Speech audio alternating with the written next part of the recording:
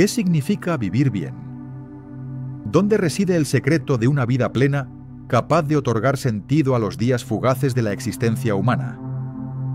Desde los albores de la civilización, los hombres y mujeres han buscado respuestas entre los templos y las calles, entre los poemas de Homero y los misterios de Delfos. Pero una voz, serena y penetrante, emergió desde la Grecia antigua para recordarnos que la felicidad no se encuentra en los cielos ni en los dioses, sino en el corazón racional del ser humano. Esa voz era la de Aristóteles, el estagirita. En el vasto escenario del mundo helénico, donde las polis competían por el gloria y el pensamiento florecía como una llamarada inagotable, nació en Estagira un joven destinado a transformar la historia del pensamiento. Era el año 380 y antes de nuestra era. Su padre, Nicómaco, médico de la corte macedónica, había enseñado al niño la observación meticulosa de la naturaleza y el valor del conocimiento como instrumento de curación. De su juventud entre medicinas y anatomías surgiría una pasión casi obsesiva por el comprender. Para Aristóteles, el mundo debía ser analizado con la precisión de un cirujano y la admiración de un poeta. Cuando cumplió 17 años, abandonó su ciudad natal y emprendió el viaje hacia Atenas, el epicentro del pensamiento humano. Se dirigía a la Academia de Platón, una institución que respiraba preguntas y exhalaba ideas. Allí permaneció casi 2 décadas, aprendiendo, discutiendo y comenzando a forjar el espíritu que lo distinguiría. Platón lo llamaba el lector, pues ningún otro discípulo poseía la misma avidez por la comprensión de las causas y el conocimiento de la realidad. Pero a medida que el discípulo crecía, su pensamiento también comenzaba a separarse del maestro. Platón enseñaba que el mundo verdadero era el de las ideas, un reino eterno e inmutable, mientras el mundo sensible era solo una sombra imperfecta. Aristóteles, en cambio, veía en esas sombras la verdadera materia de la filosofía. El conocimiento no debía ascender hacia un cielo inalcanzable, sino descender a la tierra, al estudio de la naturaleza, la conducta y el alma. Aquí nació la revolución del estagirita, una filosofía que dejaba de mirar a los dioses para enfocar su mirada en el ser humano. Cuando Platón murió, Aristóteles abandonó Atenas. El pensamiento de la academia, demasiado idealista para su naturaleza empírica, ya no le bastaba. Viajó a Asos y Mitilene, donde estudió la biología de los mares y reflexió sobre las costumbres humanas. Allí comenzó a contemplar la unidad orgánica entre el cuerpo y el alma, entre la materia y la forma, entre la teoría y la práctica. Años después sería llamado a Pella, la corte macedónica, para ser el preceptor de un joven que pasaría a la historia, Alejandro, hijo de Filipo. Desde esa enseñanza surgiría una conexión poderosa entre sabiduría y acción, entre conocimiento y destino. Sin embargo, Aristóteles no era un cortesano. Su espíritu pertenecía al ágora, no al trono. Tras la conquista de Grecia por Filipo, regresó a Atenas y fundó su propia escuela, el Liceo. Allí, en los jardines y columnatas, comenzó una nueva era para la filosofía. Sus discípulos lo seguían mientras caminaba y hablaban, de ahí su apodo, los peripatéticos. Pero aquello no era un simple espacio académico, era un laboratorio del pensamiento y de la virtud. Mientras los sofistas enseñaban el arte del discurso para ganar debates, Aristóteles enseñaba el arte de la vida para alcanzar la excelencia.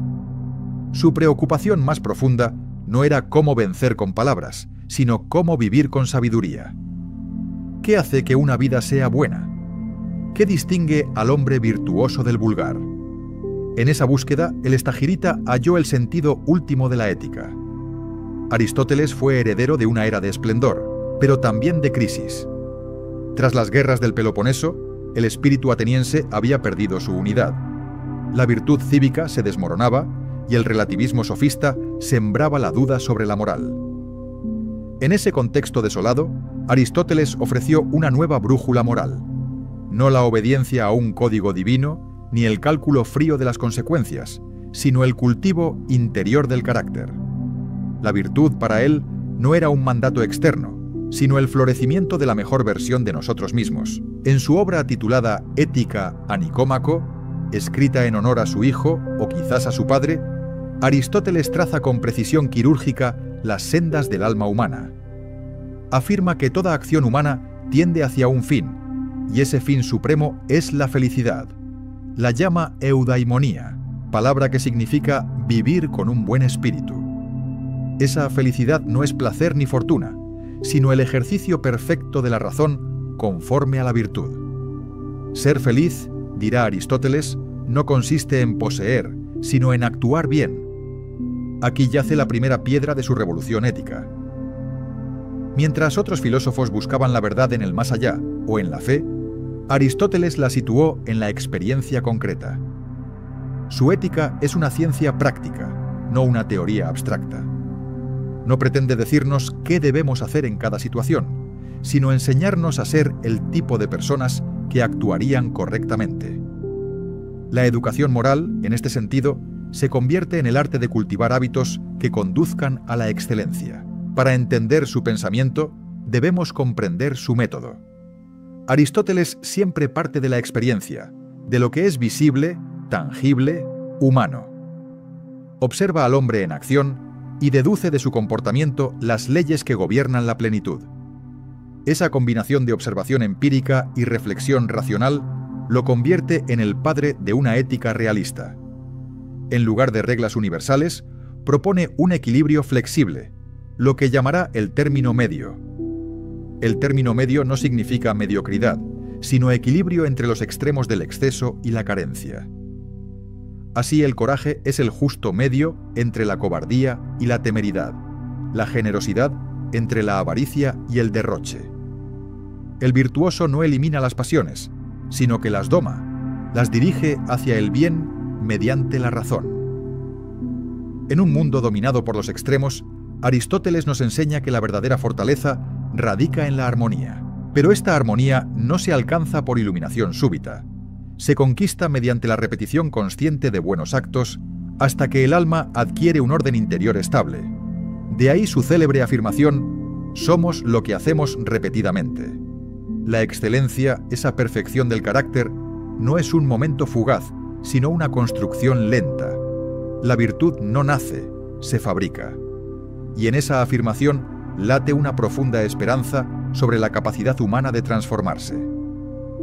En los patios del Liceo, Aristóteles insistía en que el conocimiento más elevado es aquel que se traduce en acción.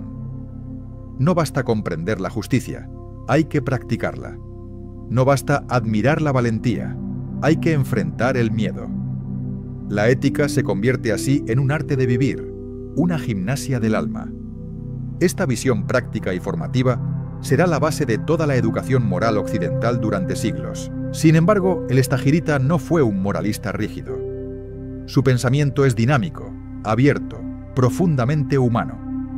Entiende que la virtud no puede imponerse igual a todos, porque cada individuo posee diferentes disposiciones, circunstancias y capacidades. La ética, por tanto, no es un dogma, sino una orientación, un compás que guía a cada ser humano hacia su propio florecimiento. En su madurez, Aristóteles contempló el mundo con la serenidad de quien ha comprendido la trama de las causas. Para él, toda realidad posee una finalidad, una causa final hacia la cual tiende de modo natural. El ojo existe para ver, el cuchillo para cortar y el ser humano para razonar. Nuestra naturaleza más profunda es racional, y solo cuando ejercemos esa razón, en armonía con las virtudes, alcanzamos la plenitud. De esta concepción teleológica, del griego telos, fin, brota la esencia de la ética aristotélica. La moralidad no es obedecer o prohibir, sino realizar plenamente aquello que estamos destinados a ser. Del mismo modo que una planta florece conforme a su naturaleza, el ser humano florece cuando desarrolla su razón y su carácter moral. Esta visión radicalmente optimista eleva al hombre a la categoría de coautor de su destino. A través del tiempo, la sombra de Aristóteles se proyectó sobre toda la historia del pensamiento occidental. Sus ideas fueron retomadas por los estoicos, reinterpretadas por Santo Tomás de Aquino, cuestionadas por Kant y revividas por la psicología moderna. Pero más allá de las lecturas, su mensaje conserva una vigencia inquebrantable. La excelencia moral no se alcanza por mandamientos ni por recompensas divinas, sino por la libre construcción de nuestra mejor versión. Y es aquí donde el estagirita trasciende las fronteras de su tiempo. Su ética no pertenece solo a la antigüedad, sino a todo ser humano que se pregunta cómo vivir con propósito. En una era saturada de información y carente de dirección, Aristóteles nos recuerda que el conocimiento es inútil sin virtud y que el saber verdadero reside en dominarse a uno mismo. Así concluye el primer tramo de nuestro viaje, la génesis de un pensamiento que unió la sabiduría de los antiguos con la eternidad de lo humano.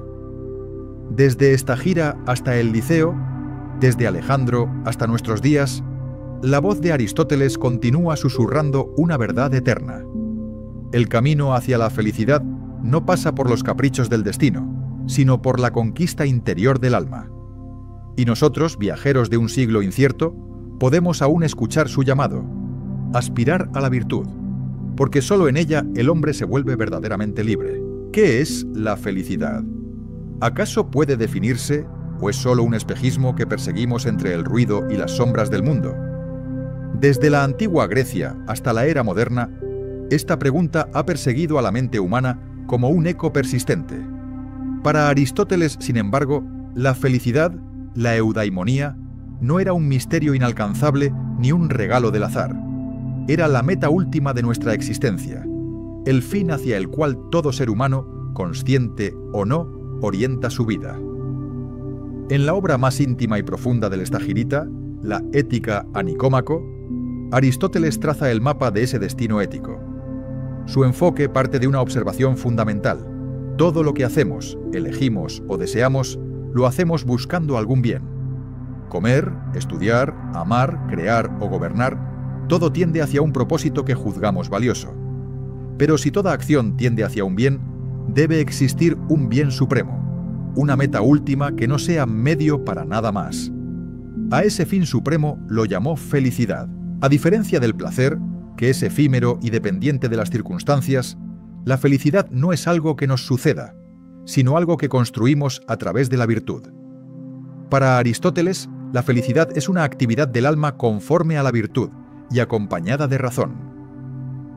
Este principio, tan aparentemente sencillo, encierra una visión revolucionaria. La felicidad no se siente, se ejerce. No depende de lo que tenemos, sino de lo que somos y sobre todo de lo que elegimos ser cada día. La eudaimonía, en su sentido más profundo, implica el florecimiento del alma. El término procede de eu, que significa bueno, y daimon, espíritu o genio interior. Vivir felizmente es vivir bajo la guía de un buen espíritu, aquel que se alimenta de la razón y se templa en la virtud. En este ideal, Aristóteles eleva la ética por encima del simple comportamiento moral. La convierte en una forma de arte, el arte de realizar plenamente nuestra naturaleza racional. El hombre, dirá Aristóteles, comparte con los animales el apetito y las sensaciones, pero se distingue por poseer logos, la razón. Esta facultad nos permite deliberar, elegir y juzgar. Por ello, la vida buena no puede consistir en satisfacer deseos o acumular placeres, sino en usar rectamente la razón para ordenar nuestras pasiones y nuestras acciones. La felicidad, entonces, es la consumación de nuestra racionalidad. Es la existencia vivida con coherencia interior, donde lo que pensamos, deseamos y hacemos coinciden en armonía. Sin embargo, Aristóteles no ignora la complejidad del alma humana. Como científico y observador, sabía que la perfección moral no es un estado inmóvil, sino un equilibrio dinámico. De ahí surge su célebre noción del término medio, o mesotes. Entre los extremos del exceso y la carencia se encuentra la medida justa, el punto de equilibrio donde reside la virtud. Ni demasiado ni demasiado poco. La virtud es el arte de encontrar el justo medio según la razón correcta en las circunstancias adecuadas. Esta idea, aparentemente simple, encierra una sabiduría profunda. La virtud no puede fijarse en fórmulas universales porque cada acción humana ocurre en un contexto distinto. Lo que es valiente en una batalla puede ser temerario en otra, y lo que es generoso en una mesa puede ser derrochador en otra. Solo el juicio prudente, formado por la experiencia y guiado por la razón, puede determinar el punto exacto en que un acto se eleva a la excelencia. La virtud, por tanto, no es una emoción ni una orden, es una disposición adquirida mediante la práctica. Al igual que el músico aprende a afinar su oído, repitiendo notas hasta que la armonía se vuelve natural, el alma se educa formando hábitos virtuosos. Repetimos buenas acciones hasta que el bien se convierte en nuestra segunda naturaleza. Así, la ética aristotélica deja de ser un conjunto de mandamientos para transformarse en una pedagogía del carácter. Entre las virtudes que describe Aristóteles figuran el coraje, la templanza, la generosidad, la justicia, la magnanimidad y la prudencia. Todas ellas expresan un equilibrio. El coraje es el punto medio entre la cobardía y la temeridad. La templanza entre la represión ascética y la indulgencia desmedida. La generosidad entre la avaricia y el despilfarro. Cada virtud es una cuerda tensada en la justa medida para producir la armonía del alma. Pero ninguna de estas virtudes puede existir sin su guía suprema, la prudencia o phronesis. Esta no es mera cautela, sino sabiduría práctica. Es la virtud del discernimiento, la que nos permite juzgar lo correcto en cada situación particular. La prudencia convierte el conocimiento moral en acción concreta. Es la luz que orienta al navegante en medio de las tormentas de la vida. Sin prudencia, las demás virtudes se convierten en impulsos ciegos. Aristóteles distingue además entre tres tipos de vida: la vida del placer, la vida política y la vida contemplativa. La primera, orientada al goce inmediato, pertenece a las criaturas que buscan satisfacción en los sentidos. La segunda, propia del ciudadano, aspira al reconocimiento y al honor. Pero la tercera, la vida contemplativa, es la que realiza plenamente la naturaleza humana, porque en ella la razón alcanza su forma más pura, la contemplación de la verdad. En esa actividad intelectual encuentra el hombre su máxima felicidad. No obstante, la filosofía de Aristóteles no promueve el retiro del mundo. Su ética es inseparable de la polis, de la comunidad humana. El hombre no puede ser virtuoso aislado, porque la virtud florece en la convivencia, en la justicia compartida, en el diálogo que educa y transforma. La felicidad individual se nutre de la armonía colectiva. Así, el Estagirita nos recuerda que el bien humano no se realiza en soledad, sino en el coro de la vida social. Este sentido comunitario de la virtud distingue la ética aristotélica de la moral moderna, centrada en el deber o en la consecuencia. La ética de Aristóteles nace del fortalecimiento interior del carácter, no de la obediencia a normas externas. Es un camino de autoconocimiento que integra cuerpo, razón y emoción. Para ser felices, debemos conocernos, regularnos y transformar nuestros deseos bajo la guía de la sabiduría. De aquí deriva una enseñanza central. La educación moral es una disciplina del alma.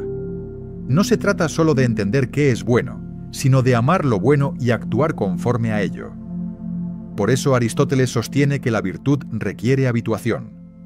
Un acto aislado no hace virtuoso al hombre, lo hace el hábito constante de obrar bien. Así como la música se aprende ejecutándola, la virtud se aprende viviéndola. Aristóteles también advierte que la fortuna influye en nuestra felicidad, aunque no la determine. Quien sufre pobreza extrema o pérdida de seres queridos puede hallar dificultades para ser feliz, pero incluso en la adversidad, la virtud ofrece refugio. La eudaimonía, aunque vulnerable a la fortuna, permanece esencialmente en el dominio del alma. La felicidad no se posee, se practica. No depende del azar, sino del carácter. La ética del término medio, en este sentido, no solo busca equilibrio moral, sino equilibrio existencial. Propone escapar del vértigo de los extremos, del hedonismo que nos esclaviza a los placeres efímeros y del ascetismo que reprime nuestra humanidad. Aristóteles nos invita a habitar el punto justo, a armonizar razón y deseo, reflexión y acción, serenidad y valentía. Es en ese equilibrio donde el alma alcanza su plenitud. Cada virtud para el Estagirita se convierte en un sendero hacia la felicidad completa. No se trata de acumular méritos, sino de vivir en concordancia con la naturaleza racional que nos distingue. El hombre bueno actúa correctamente no por temor al castigo ni por esperanza de recompensa, sino porque ha encontrado en la virtud su deleite más alto. La moral no es obligación, es realización. La eudaimonía, entonces, no es una meta que se conquista al final de la vida, sino un modo de vivir día a día con coherencia.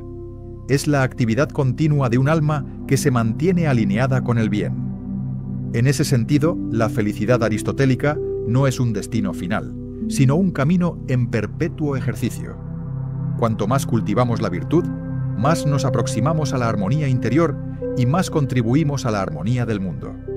Hoy, más de 2 milenios después, sus palabras resuenan con fuerza.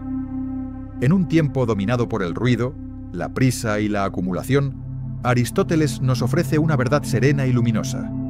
La vida buena es aquella en la que actuamos conforme a nuestra mejor razón. No hay algoritmo ni fórmula que nos garantice la felicidad, solo el ejercicio continuo del alma que busca la excelencia. El estagirita nos enseña que el hombre no nace virtuoso, se convierte en tal mediante la práctica.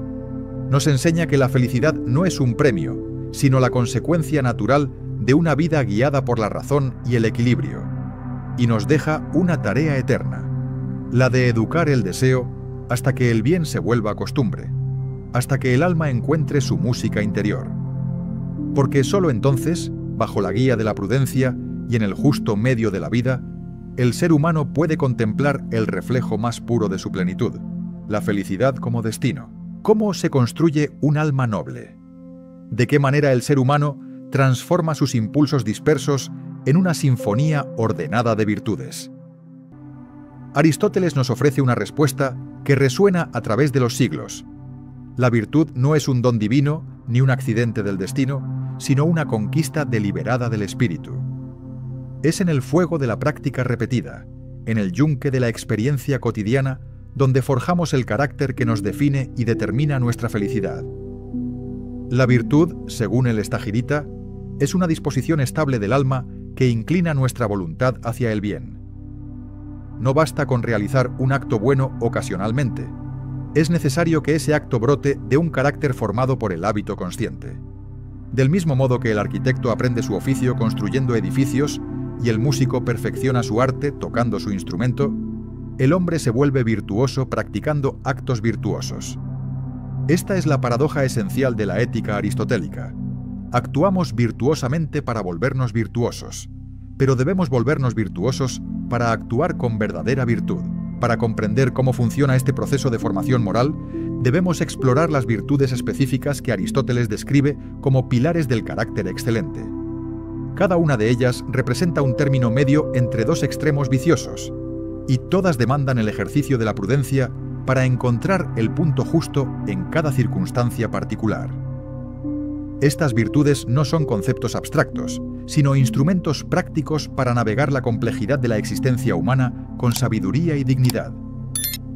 Comencemos con el coraje, o andreía, la virtud que enfrenta el miedo y afronta el peligro con razón. El cobarde huye ante cualquier amenaza, dominado por el temor. El temerario se lanza al peligro sin reflexión, impulsado por una confianza irracional. El valiente, en cambio, reconoce el peligro, siente el miedo que corresponde sentir, pero actúa guiado por la razón y el bien. El coraje no elimina el miedo, sino que lo domina. Es la virtud del soldado que defiende su ciudad, del ciudadano que alza su voz contra la injusticia, de todo ser humano que enfrenta lo temible porque sabe que debe hacerlo. Aristóteles nos enseña que el coraje verdadero no es ciego. El valiente actúa por causas nobles, no por impulso. Distingue entre peligros dignos de ser enfrentados y riesgos innecesarios. Su valentía está calibrada por la prudencia, esa sabiduría práctica que discierne cuándo y cómo actuar. En tiempos modernos, el coraje se manifiesta no solo en los campos de batalla, sino en las decisiones cotidianas. Defender nuestras convicciones ante la presión social, mantener nuestra integridad cuando resultaría más cómodo ceder, enfrentar verdades incómodas sobre nosotros mismos. La segunda gran virtud que debemos forjar es la templanza, o sofrosine, la moderación de los placeres corporales. El intemperante se entrega sin límite a los apetitos, convirtiéndose en esclavo de sus deseos. El insensible, por el contrario, reprime toda inclinación al placer, negando su propia naturaleza humana. El templado encuentra el equilibrio, disfruta de los placeres legítimos sin ser dominado por ellos, mantiene el control sin caer en la rigidez ascética. La templanza es la virtud que ordena nuestros deseos bajo la autoridad de la razón. En una era saturada de estímulos y tentaciones constantes, la templanza se vuelve más relevante que nunca. Aristóteles nos recuerda que la libertad auténtica no consiste en satisfacer todos nuestros impulsos, sino en gobernarlos. El hombre templado come para vivir, no vive para comer. Disfruta del placer sin convertirse en su prisionero. Esta virtud requiere disciplina cotidiana, la capacidad de decir no cuando la razón así lo aconseja, de postergar la gratificación inmediata en favor del bien mayor. Es el dominio sereno de quien ha aprendido que el placer más profundo reside en el autocontrol. La generosidad, o el euteriotes, gobierna el uso de nuestros bienes materiales. El avaro acumula sin dar, esclavizado por el temor a la carencia. El pródigo derrocha sin medida, destruyendo su patrimonio por vanidad o irreflexión. El generoso encuentra el término medio.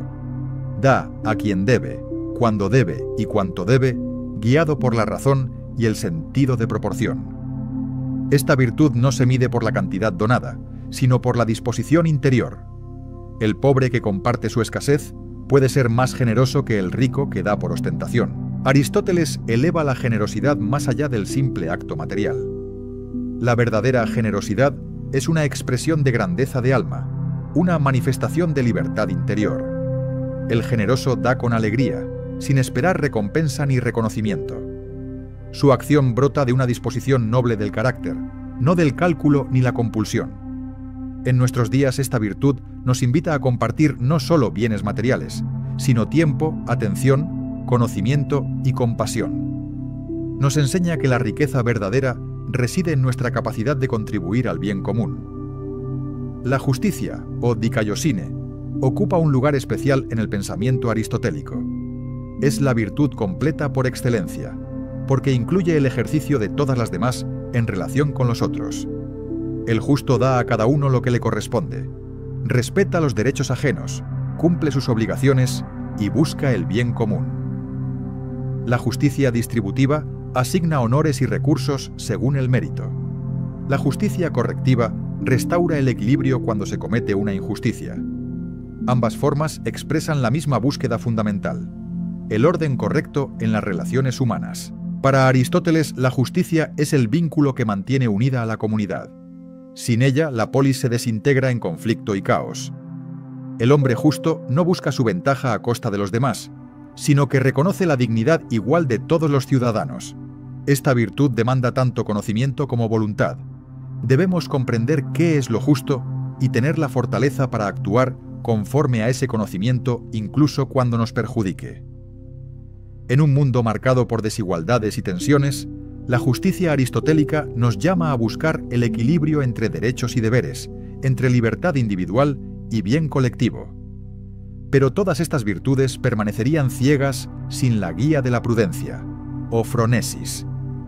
Esta es la virtud intelectual que dirige el ejercicio de las virtudes morales, la sabiduría práctica que nos permite discernir lo correcto en cada situación particular. La prudencia no es mera astucia ni simple conocimiento teórico. Es la capacidad de deliberar bien sobre qué acciones conducen al bien humano en circunstancias concretas. El prudente posee experiencia, sensibilidad moral y claridad de juicio. Ve más allá de las apariencias y comprende las consecuencias de sus actos. Aristóteles describe la prudencia como los ojos del alma, porque ilumina el camino de la virtud. Sin prudencia, el coraje se convierte en temeridad, la generosidad en derroche, la justicia en rigidez. La prudencia calibra, ajusta, discierne. No ofrece reglas universales, sino que desarrolla la capacidad de juzgar correctamente caso por caso. Esta virtud se cultiva mediante la experiencia reflexiva. Aprendemos a ser prudentes observando las consecuencias de nuestras acciones, escuchando a los sabios, examinando nuestros errores con honestidad. La formación del carácter virtuoso, según Aristóteles, requiere 3 elementos esenciales. Primero, el conocimiento de lo bueno, porque nadie puede aspirar a lo que desconoce. Segundo, la práctica repetida de actos virtuosos, que graba en el alma disposiciones estables. Tercero, el placer en la virtud misma, porque quien es verdaderamente virtuoso encuentra gozo en obrar bien. Este tercer elemento distingue la virtud genuina de la mera continencia. El continente se controla luchando contra sus deseos. El virtuoso ha transformado sus deseos hasta que apuntan naturalmente hacia el bien. El proceso de formación moral comienza en la infancia mediante la educación de los hábitos. Los padres y maestros deben cultivar en los jóvenes el gusto por las acciones nobles, acostumbrarlos a sentir placer ante lo bello y dolor ante lo vergonzoso. Esta educación de las emociones precede al desarrollo de la razón, pero prepara el terreno para que, llegada la madurez, el individuo pueda elegir conscientemente el camino de la virtud. La razón entonces asume el gobierno, pero sobre un alma ya dispuesta a acoger lo bueno. Sin embargo, Aristóteles reconoce que la virtud no se adquiere de una vez para siempre. Incluso el hombre de carácter noble puede equivocarse, ceder ante la tentación o actuar por ignorancia. La perfección moral es un horizonte al que nos aproximamos sin alcanzarlo del todo. Por eso la vida virtuosa es una tarea permanente, un ejercicio continuo de vigilancia y corrección. Cada día ofrece nuevas oportunidades para fortalecer nuestro carácter o para debilitarlo. Somos arquitectos perpetuos de nuestra propia alma. La visión aristotélica del carácter nos libera de 2 ilusiones peligrosas. La primera es creer que la virtud es innata, que algunos nacen buenos y otros malos. La segunda es pensar que un acto aislado define nuestra identidad moral. Aristóteles nos enseña que somos lo que hacemos repetidamente, que nuestra excelencia no es un acto sino un hábito. Esta verdad es a la vez exigente y esperanzadora. Exigente porque nos responsabiliza de nuestro carácter. Esperanzadora porque nos asegura que siempre podemos transformarnos mediante la práctica consciente. Así, el arsenal del carácter se construye virtud por virtud, acto por acto, elección por elección. El coraje nos enseña a enfrentar nuestros miedos, la templanza a gobernar nuestros deseos, la generosidad a compartir nuestros bienes, la justicia a respetar a los demás y la prudencia a discernir el camino correcto. Juntas, estas virtudes forman el escudo con el que enfrentamos las vicisitudes de la existencia y la espada con la que conquistamos nuestra propia excelencia. En el fuego de la práctica cotidiana, el alma se templa hasta brillar con la luz serena de la virtud consumada. Vivimos en una era de paradojas morales. Jamás el ser humano ha alcanzado tal grado de conocimiento científico y técnico, y sin embargo, pocas veces ha estado tan confundido sobre el sentido de su vida. Las brújulas éticas parecen desorientadas en un océano de información, y las virtudes, antaño centro del alma humana, hoy parecen reliquias de otro tiempo. Pero cuando el ruido del mundo nos aturde, la voz de Aristóteles se alza nuevamente, serena y firme, recordándonos que la felicidad verdadera no se conquista con algoritmos, sino con carácter. En el corazón de nuestra modernidad se libra una batalla silenciosa entre 3 formas de pensar la moral: la ética del deber, la ética de las consecuencias y la ética de las virtudes. La primera, heredera de Kant, nos dice que debemos actuar conforme a normas universales sin atender a los resultados.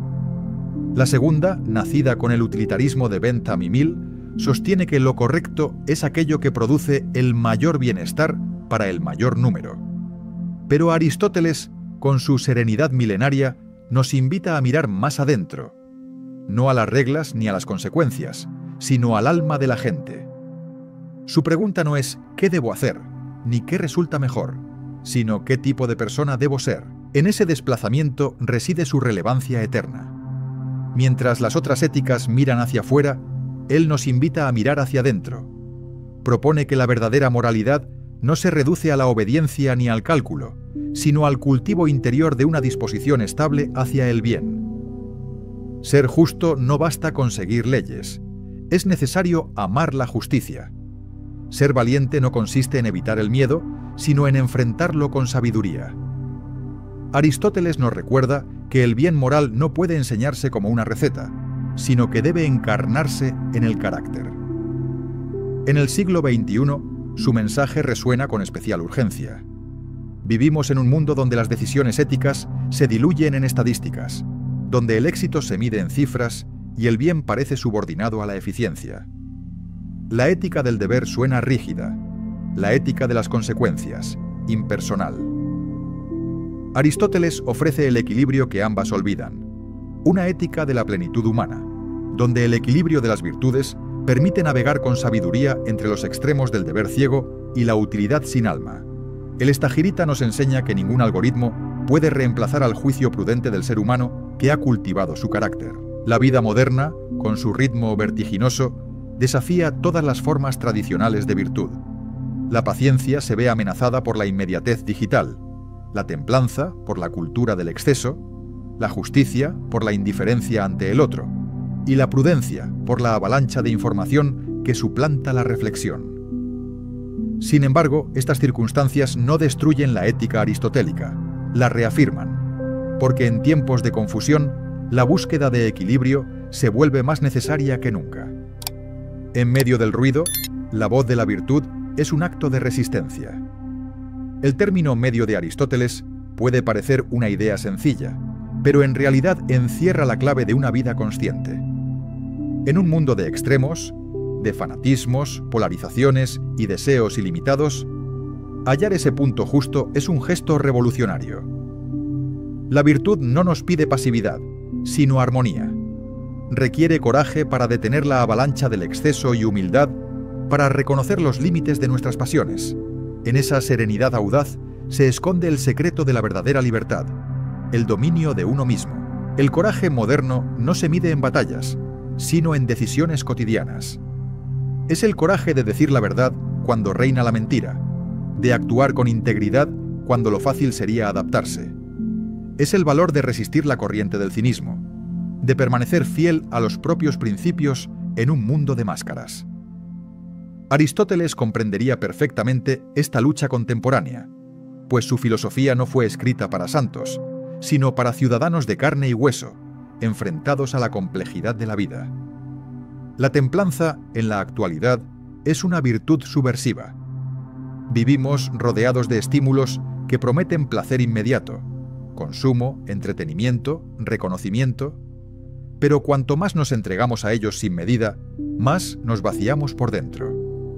La templanza aristotélica nos enseña que el placer verdadero no está en la abundancia, sino en el orden. Es el equilibrio entre disfrutar del mundo y no ser esclavos de él. La templanza nos ayuda a reconectar con lo esencial, a recuperar el poder de elegir, a distinguir entre lo que deseamos y lo que realmente necesitamos. En cuanto a la justicia, su enseñanza brilla con una actualidad luminosa. Aristóteles concibió la justicia como la virtud que hace posible la comunidad, aquella que garantiza equilibrio y respeto mutuo. Hoy, en una sociedad marcada por desigualdades profundas y discursos polarizados, esa virtud vuelve a ser indispensable. La justicia no es solo cumplir leyes, sino reconocer la dignidad del otro. Implica empatía, discernimiento y la valentía de actuar en favor de un bien común, incluso cuando exige sacrificio personal. Pero ninguna de estas virtudes puede sostenerse sin la prudencia. En la era digital, donde la información circula con velocidad inhumana, la prudencia se convierte en la más urgente de las virtudes. Ser prudente no es callar ni dudar perpetuamente, sino pensar antes de hablar, analizar antes de juzgar, actuar después de deliberar.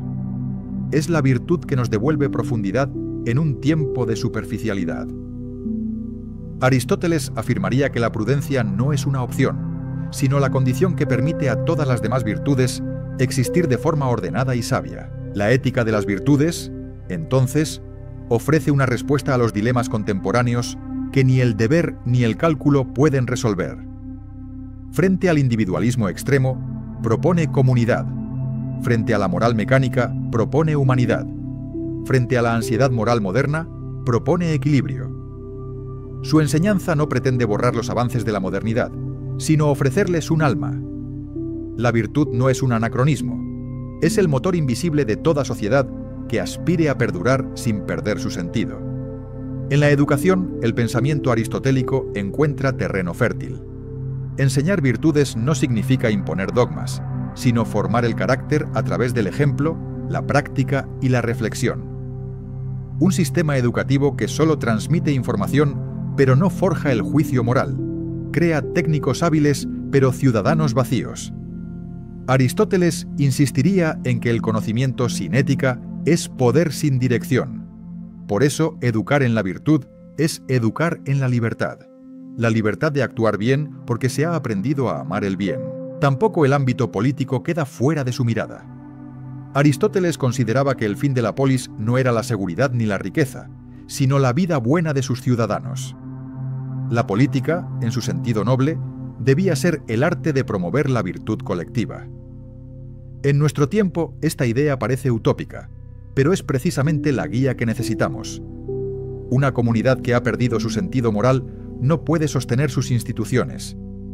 La ética de las virtudes nos recuerda que la justicia social no se crean solo con leyes, sino con corazones educados en la verdad y el equilibrio. Incluso en el terreno tecnológico, las enseñanzas del Estagirita pueden iluminar el presente. Las máquinas pueden calcular, pero no deliberar. Pueden procesar, pero no valorar. Solo un ser humano virtuoso puede orientar la inteligencia hacia el bien común. En una era donde el poder de la tecnología supera la madurez moral de sus creadores, la ética aristotélica invita a retomar el equilibrio entre razón instrumental y sabiduría humana. La prudencia, la templanza y la justicia deben guiar las manos que diseñan el futuro. El legado de Aristóteles no consiste en ofrecer respuestas cerradas, sino en guiarnos hacia una forma más elevada de formular las preguntas. Su ética no dicta mandamientos, sino que despierta conciencia. El ser humano contemporáneo, sumido entre la velocidad y la duda, puede hallar en su filosofía un refugio y un desafío. Refugio porque nos devuelve a lo esencial.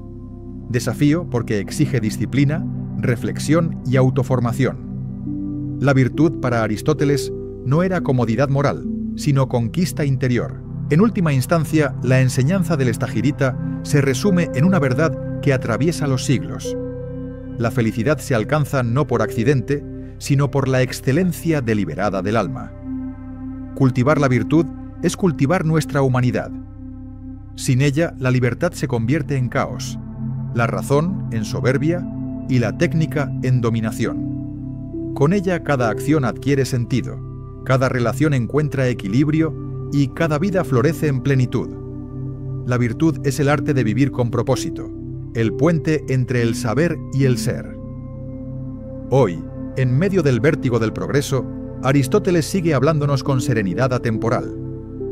Nos dice que la verdadera revolución no está en transformar el mundo antes de transformarnos a nosotros mismos, que el futuro será ético o no será. Su voz, nacida en los jardines del Liceo, todavía nos acompaña como una guía luminosa en la oscuridad moral de nuestra época. Recordemos una vez más su mensaje esencial. La excelencia no es un acto, sino un hábito, y la felicidad es el fruto de un alma virtuosa que ha aprendido a vivir según su propia mejor naturaleza.